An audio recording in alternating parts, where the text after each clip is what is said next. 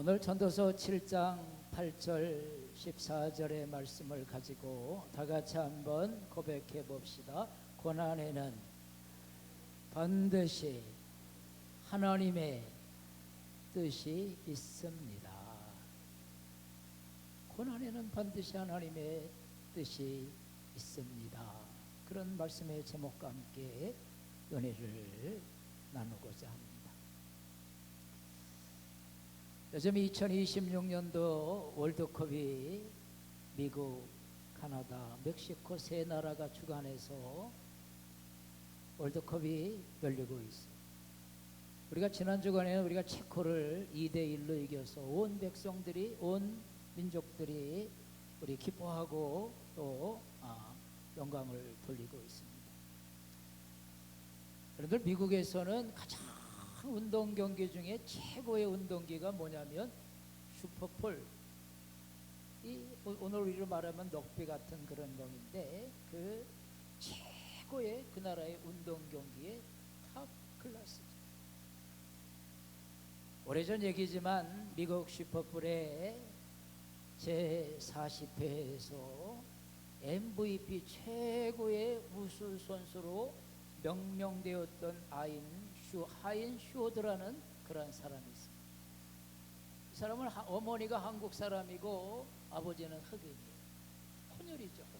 근데 이 사람이 그 슈퍼볼에서 최고의 성적을 거두었고 그가 피츠버그 스틸러스의 우승을 이루었고 거기에서 MVP를 받아서 세계 여러 나라 사람들에게 얼굴을 알리는 그런 슈퍼스타가 됐어요.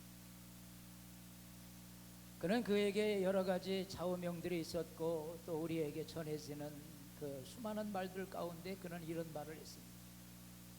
나는 절대 포기하지 않는다.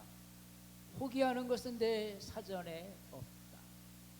어떤 어려움이 나에게 다가와도 긍정적인 생각을 하고 최선을 다하다 보면 반드시, 따라합시다, 반드시 길이 열리더라. 어떤 상황이 와도 어떤 어려움이 와도 포기하지 아니하고 최선을 다하다 보면 길이 열리더라. 그런 좌우명 아닌 좌우명을 가지고 그는 혼혈아로서 자라면서 수많은 어려움들이 있었어요. 손가락질도 받고 정말 남들에게 비난도 받고 야 네가 뭐 할 수 있어, 야 그러면서 주변에 냉대도 받고 그런 어려운 시간들이 있었지만 그 어려운 시간들을 이기면서 그가 슈퍼볼에서 최고의 선수로 이름을 올렸던 하인스 워드라는 사람을 우리가 생각해 봅니다. 그의 배후에는 김영이라는 그 한국계 어머니, 철저하게 눈물로 기도했던 어머니, 그 자녀를 위해서 수많은 시간에 무릎의 기도를 감당했던 그 어머니가 있었다고 그 아들은 어머니를 향해 다 이게 다 어머니의 덕택이에요. 다 이게 어머니의 기도 덕분이에요. 이렇게 수많은 매스컴에서도 간증했던 모습들을 바라보게 되는 겁니다. 여러분, 우리의 인생의 길을 걸어가면서 원튼 원치 아니하던 크고 작은 어려움들이, 크고 작은 혼란이, 크고 작은 고통들이 우리에게 다가올 때가 있다라는 것입니다. 우리가 성경에 보면 요셉이라는 사람이 있습니다. 요셉은 형들의 미움을 받아서 죽을 고비를 넘겨가며 먼 나라로 팔려가게 되었어요. 먼 나라로 팔려가게 되었어요. 보디발의 집에 가서 노예 생활을 하면서도 그는 성실히 일한 죄밖에 없는데 보디발의 아내의 유혹으로 인하여 그는 모함으로 인하여 감옥에 갇히는 신세가 되기도 했어요. 그는 환난의 터널을 얼마나 많은 시간을 보내야 했는지 몰라요. 억울함의 시간을, 그의 인생의 삶에 얼마나 다가오는 것을 이겨나가야 했는지 모르겠어요. 그런데도 그는 그러한 여러 가지 어려움 속에서도 원망하고 탄식하고 절망하지 아니하고 그는 그 어려움 속에서도 다 같이 한번 고백해 봅니다. 하나님이 뜻이 있으리라. 그 억울함 속에서도, 그 고통 속에서도, 그 혼란 속에서도, 크고 작은 인생의 삶의 수많은 집체 같은 파도에 삼킴받는 그러한 낭망 속에서도 그는 낙심하지 않았어요. 절망하지 않았어요. 하나님의 뜻이 있으리라. 그는 끝내 그 어려운 터널을 통과하고 나서 민족을 구원하는 하나님의 사람이 됐고, 한 나라의 노예로 끌려갔지만 한 나라의 총리의 자리에까지 오르는 우뚝 선 하나님의 사람이 되기도 했어요. 오늘 저녁 이 아침에 여러분들과 함께 봉독한 말씀 가운데 다 같이 한번 고백합니다. 권고한 날에 더 깊이 생각하라. 권고한 날에 생각하라. 오늘 이 본문의 말씀의 배경이죠. 권고한 날에 더 깊이 하나님을 생각하고 예수님을 생각하고 이 고난의 섭리하심을 생각하면서 믿음으로 여러분들의 인생길을 걸어갈 때 반드시 좋으신 하나님께서 여러분들의 인생에 끝내 아름다운 열매로 축복하실 날을 바라보면서 오늘 말씀의 은혜 가운데 거하시기를 주의 이름으로 축복합니다. 오늘 첫 번째 말씀은요, 14절에 보니까 이렇게 말씀하고 있어요. 형통의 날에는 기뻐하고 곤고한 날에는 생각하라. 그렇게 오늘 본문에 말씀하고 있잖아요. 오늘 이 말씀의 배경을 우리가 이 말씀을 들여다보면 인생이 늘 행복할 수만은 없다. 늘 잔잔한 평강만이 우리의 삶을 이어갈 수는 없다고 하는 것입니다. 마치 파도가 높아졌다가 낮아졌다가 바람이 불다가 멈추다가 이러는 것과 같이 우리들의 인생의 삶은 늘 파도를 타는 것과 같이 인생의 고난이 왔다가 고난을 넘어가고 환난이 왔다가 환난을 넘어가고 질고가 왔다가 질고를 넘어가고 수많은 삶의 문제의 파도들이 우리의 인생의 삶에 닥쳐오고 또 내가 견뎌야 할 때가 참으로 많다고 하는 그런 사실입니다. 간혹 어떤 사람들은 이렇게 말하는 경우를 보게 됩니다. 아유, 저 가정에 무슨 문제가 있어, 아유, 저 가정에 무슨 아픔이 있겠어, 뭐 이런 경우들을 보게 되잖아요. 제가 아침에 운동하는 분 가운데 한 분이 늘 나이가 한 70 넘으신 분인데 평안해 보이고 열심히 운동도 하고 얼굴이 평안해 보여요. 그래서 제가 어르신은 건강하시네요. 그랬더니 그분이 나한테 그래, 아유 목사님 말 마세요. 제가 10번 수술한 사람입니다. 암을 2번이나 수술했고 이것저것 때문에 내가 수술했고 몇 달 전에는 그 마지막 맹장 수술까지 했다는 게 맹장 수술까지. 그래서 늘 내가 볼 때는 그런 분 같지 않은데, 야, 저번에 인생에도 10번의 수술을 했구나. 오늘 여기 앉아있는 여러분들 가운데 10번 이상 수술한 분 있어요? 뭐 있는 분도 있을지 모르겠어요. 10번 이상 수술을 했어요. 아, 저 가정에는 문제가 없겠지. 아, 저 사람은 아무 근심 걱정 없을 거야. 그런데 막상 그 내막을 들여다보면 말로 다 할 수 없는 눈물도 있고요, 말 못할 기막힌 사연들이 담겨져 있는 것을 우리가 볼 때가 참으로 많습니다.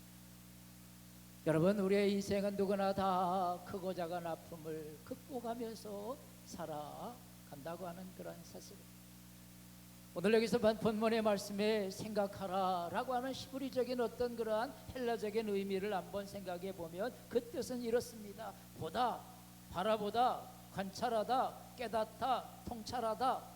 곤고한 날에 생각해 보라고 하는 것은요, 고난 속에서 하나님이 나에게 준 이 고난의 뜻이 뭔가 한번 바라보라는 거예요. 자신의 삶을 한번 성찰해 보라고 하는 거예요. 하나님께서 나에게 영적 의미로 이 고난이 나에게 어떤 의미를 부여하고 있는가 라고 한번 자신을 돌아보는 시간을 가지라고 하는 그런 사실입니다. 어떤 사람은 고난 속에서 원망하고 낙담하고, 아이 난 재수가 없어서 이번에 이런 병에 걸렸어. 아 나는 재수가 없어가지고 이번에 이런 어려움을 당해. 이런 마음으로 그 고난을 맞이하는 사람도 있지만, 자신을 돌아보면서 하나님의 뜻을 물어가면서 그 고통이, 그 외로움이, 그 좌절이, 그 낭망이, 그 인생의 어려움이 전환점을 만들어가는 사람도 있다고 하는 것을 깨달아 가시기를 주의 이름으로 축복합니다.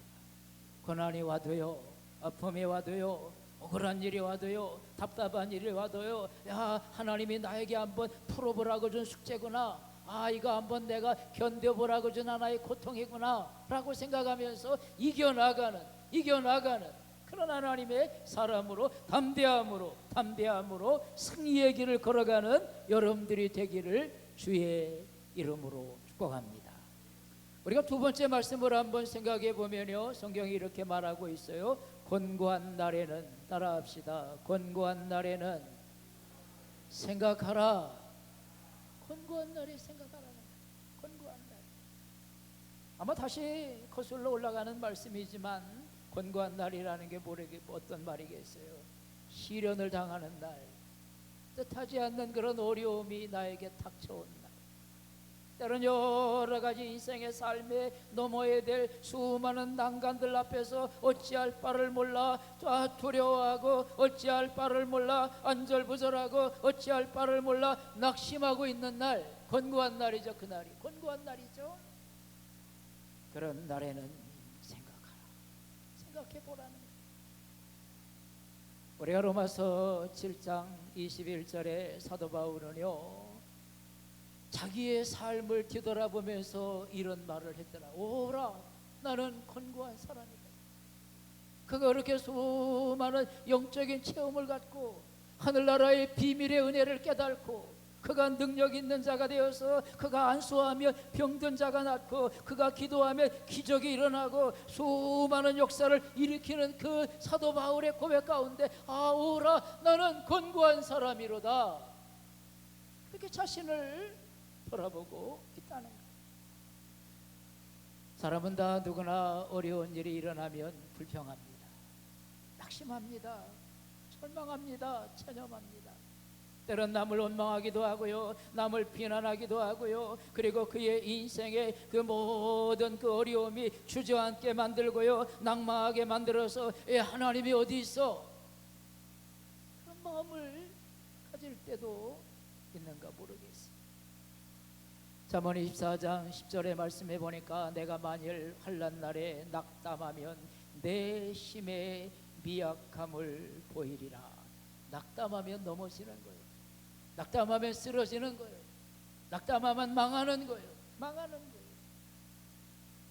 우리가 역대하 28장 22절의 말씀에 보니까, 아하스 왕이 곤고한 날에 더욱 여호와께 범죄하였더라. 그렇게 성경은 말하고 있어요. 곤고한 날에 여호와께 아하스 왕이 범죄했다 그랬어요.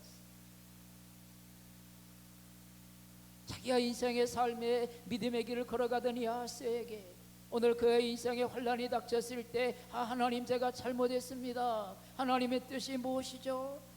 하나님 앞에 더 가까이 다가가면서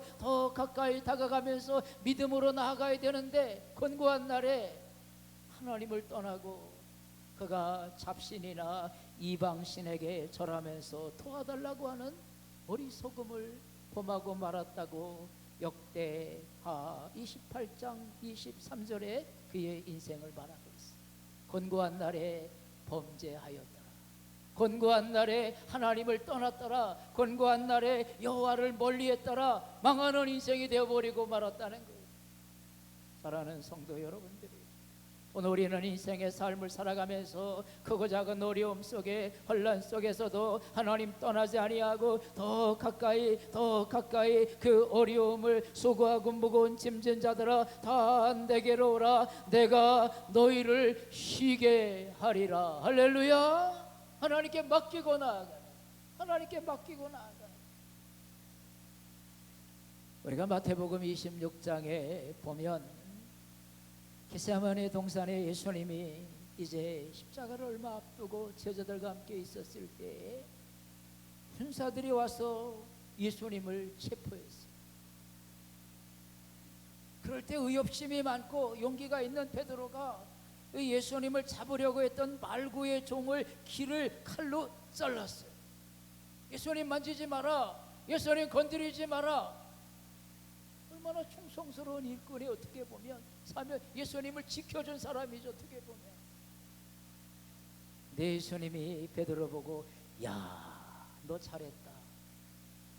나를 대신해서 그렇게 열심히 나를 위해서 세워주는구나. 잘했다. 그러지 않았어. 마태복음 26장 52절에 보니까 검을 집에 꽂으라. 검을 가진 자는 검으로 망하리라. 그렇게 말씀하시면서 검을 집어넣으라는 거예요.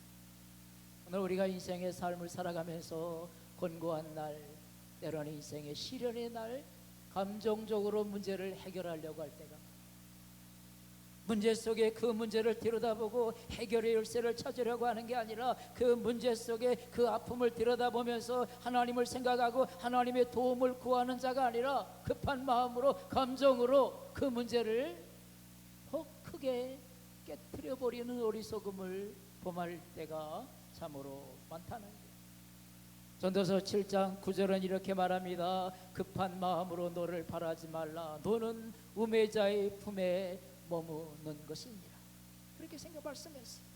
시편 119편 67절에 보니까 고난 당하기 전에 내가 그릇 행하였더니 이제는 주의 말씀을 지키나이다. 그렇게 사도 바울은 고백했어요.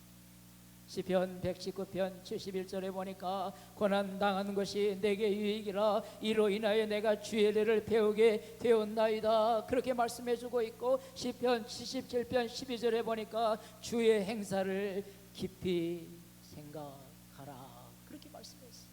여러분, 고난이 다가올 때 내 뜻대로 일이 풀려지지 않을 때, 앞길이 막혀서 답답하고 황망하고 인생의 삶에 어려움이 당할 때 감정대로 그 문제를 해결하지 말고 하나님께 여러분들의 인생을 맡기고 주님의 도움을 구하는 자가 되기를 주의 이름으로 축복합니다. 요나가요, 하나님께서 어느 날 저 타시스로 가서 하나님의 복음을 전하라. 그런데 요나는 하나님의 말씀에 불순종했어. 니네로 가지 아니하고 그가 타시스로 가다가 큰 풍랑을 만났어. 그 절망의 고난 속에서 성경의 말씀에 보니까 요나서 2장 7절에 보니까 그가 큰 물고기 뱃속에서 여호와 하나님을 생각하였다. 여호와 하나님을 생각했다. 절망의 순간 속에, 시련의 눈물 속에, 아픔의 고통 속에, 여러분 인생의 삶의 고난의 파도 속에 하나님을 생각했다 그랬어요.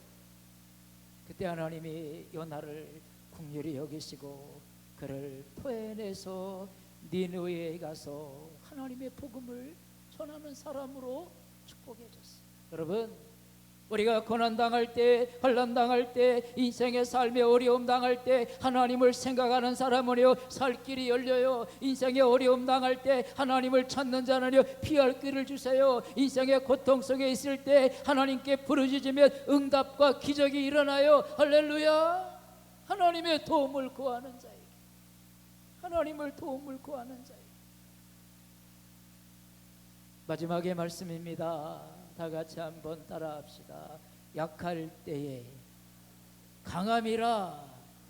약할 때에 강함이라. 우리가 고린도후서 12장에 보면 그 위대한 사도 바울이 하나님 앞에 질병 가운데 고통당하고 있었어요. 남을 병을 고치면서도 자기는 안질락이라고 하고 간질이라고 하던 인생의 삶에 큰 어려움을 당하면서 사명의 길을 걸어가는 아픔이 있었어요. 사도 바울은 하나님 앞에 3번이나 간절히 하나님께 기도, 하나님, 내 이 질병이 하나님의 영광을 가리옵니다. 하나님, 나 질병 고쳐주세요. 아마 금식하면서 기도했는가 모르겠어요. 울부짖으면서 하나님 앞에 1번도 아니고 2번도 아니고 3번이나 간절히 하나님께 기도했다고 성경은 말하고 있어요. 그런데 하나님께서 그에게 응답이 그에게 다가오는데 다 같이 한번 따라합시다. 약할 때에 강함이라. 하나님 그에게 응답해 줬어요. 고쳐달라고 하는데, 질병을 고쳐달라고 하는데, 이 문제를, 질병을 사라지게 해달라고 기도하는데, 이 고통에서 노임받게 해달라고 기도하는데, 하나님이 내 은혜가 내가 족하도다, 내가 약한 데서 강함이라, 그렇게 말씀했어요. 여러분들, 하나님의 축복은요, 내가 강한 데서 강해지는 게, 내가 약할 때 하나님 도와주세요. 내가 약할 때 하나님 나에게 은혜를 베풀어 주세요. 하나님 내 힘으로 이 사명을, 이 일을 내가 하나님 감당할 수 없어요. 하나님 나는 약합니다. 하나님 도와주세요. 할렐루야. 하나님께 기도할 때 우리가 출애굽의 영웅 모세를 생각해 보면, 모세는 왕실에서 40년 이상 학문을 배우고 무술을 배우고 모든 것들을 배워서 민족을 향해 일해보겠다는 생각을 가졌어요. 그 어머니, 히브리인의 어머니를 그는 깨달았고, 야, 이 민족을 내가 한번 구원해보자. 그러나 애굽 사람과 히브리 사람이 서로 간에 다투는 것 보다가 그가 거기에 간섭하여서 그만 휘말려서 밀쳤는데 그만 넘어져서 살인자가 되고 말았어요. 자기 의도하고는 관계없이, 자기 생각하고는 관계없이, 자기가 뭔가 해볼 수 있다고 생각했던 건 관계없이 그는 살인자가 되고 말았어요. 미디안 광야로 도망할 수밖에 없는 처참한 신세가 되었어요. 40년 동안 이들의 양머리를 치면서 광야에서 나이가 40에서 80이 됐어요. 이빨 빠지고 머리 빠지고 몸은 다 인생의 삶에 아무것도 할 수 없다고 생각하는 80이 나이가 노인네가 되었어요. 하나님께서 어느 날 이 모세를 부르셨어요. 저렇게 떨기 가운데서 사랑하는 아들 모세야, 내가 선 것은 걸어간 땅이니 신을 벗어라. 하나님, 나 아무것도 말 못해요. 내 나이가 많아요. 나 이빨 다 빠졌어요. 나 온몸에 힘이 없어요. 나 말도 할 줄 몰라요. 자신의 연약함을 하나님께 고백하는 자가 되었어요. 그런데 하나님은 그 모세에게 네가 말 잘하는 형 아론을 내가 붙여주고, 내가 너에게 능력의 지팡이를 주고, 네가 하는 게 아니야, 내가 하는 거야. 네가 하는 게 아니야, 내가 하는 거야. 여러분, 신앙의 믿음의 길을 걸어가는 거 내가 하는 거 같죠? 하나님이 한다. 내가 믿음으로 용감하게, 내가 믿음으로 하나님께 헌신하고 사명 감당하고 하나님의 영광 위에 사는 거 같죠? 내가 하는 게 아니요, 하나님이 도와주는 거예요. 할렐루야. 나의 약함을, 마치 마가복음 10장 47절 소경 바디메오가 다윗의 자손 예수여 나를 불쌍히 여겨주세요. 하나님 나를 불쌍히 여겨주세요. 하나님 나를 불쌍히 여겨주세요. 보지 못하는 그 바디메오가 예수님 만나 문제 해결을 받으려고 예수님께 달려나올 때, 예수님은 그 바디메오의 믿음을 보시고 내가 무엇하여 주기를 원하느냐? 주여, 내가 보기를 원하나요? 불쌍한 마음을 하시고 그의 인생에 눈이 떠지는 축복의 은혜를 누리게 되었던 것도 여호와 하나님을 의지하고 여호와 하나님을 바라보는 믿음의 사람이었다는 거예요. 할렐루야. 요즘 우리 사회에 이슈가 되고 있는 세계적인 인공지능 반도체 기업 엔비디아, 여러분들 그 누굽니까? 누구죠? 젠슨 황. 젠슨 황 여러분들, 저도 얼버무리는 여러분들이 너무 잘 아시죠. 지난주인가 SK 회장, LG 회장, 네이버 또 대표, 또 삼성 대표, 이런 사람들과 만나서 소맥도 하고 이러는 모습들이 신문 지상에도 나왔어요.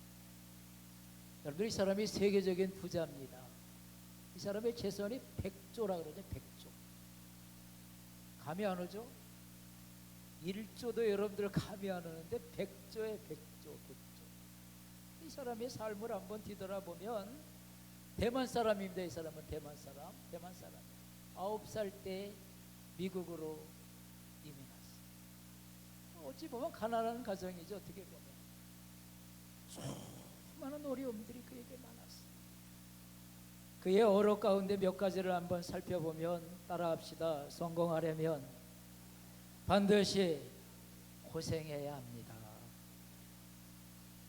고생이 필수적인 것은 아니지만 고통을 겪은 자만이 성공할 수 있다.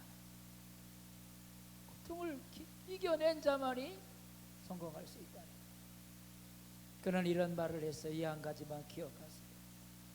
당신이 어떤 문제로 깨지지 않는 존재라면 당신의 미래는 반드시, 따라합시다, 반드시 성공할 수 있습니다. 실패를 두려워하지 말라.